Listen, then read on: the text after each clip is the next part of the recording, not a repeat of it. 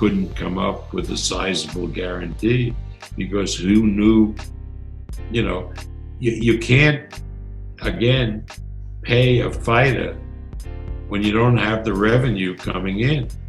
So I think Tyson realized that he wasn't going to get the money that he was used to getting.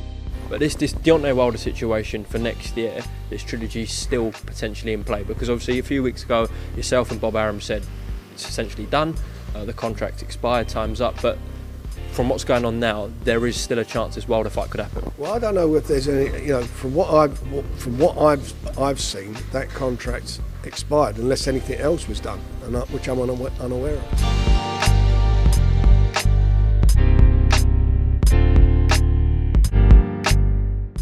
You heard it from the horse's mouth, Bob Arum.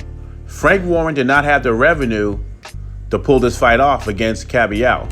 And Tyson Fury is all about money over legacy. He wasn't going to get the cut of money that he's used to getting.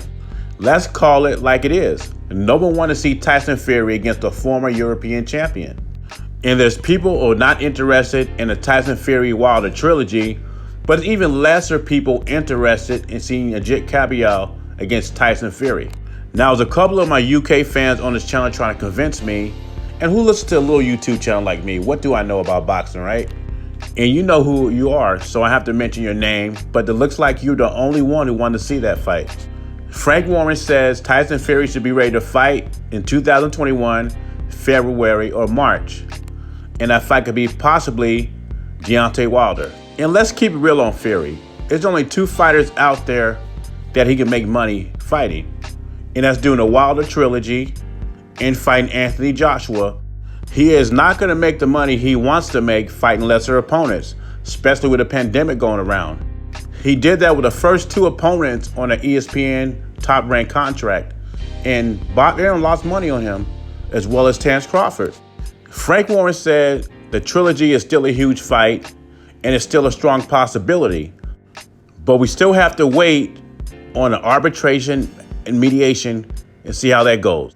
I think even if Wilder loses the mediation, I just don't see Fury fight anybody else. They'll just draw up another contract. Then he's not going to fight White. He's not going to fight Povetkin. He's not going to fight anyone in the top 10 unless it's Wilder or the unified champion, Anthony Joshua. He says he's the greatest. He also says he's the best heavyweight in the division right now because he's undefeated. But he also told you he only wants big fights, meaning Deontay Wilder trilogy and Anthony Joshua, the two fights in 2021. When he found out he wasn't going to get paid handsomely for Ajit Caballero, a low-risk fight, Tyson Fury bowed out. Tyson Fury does not care about legacy.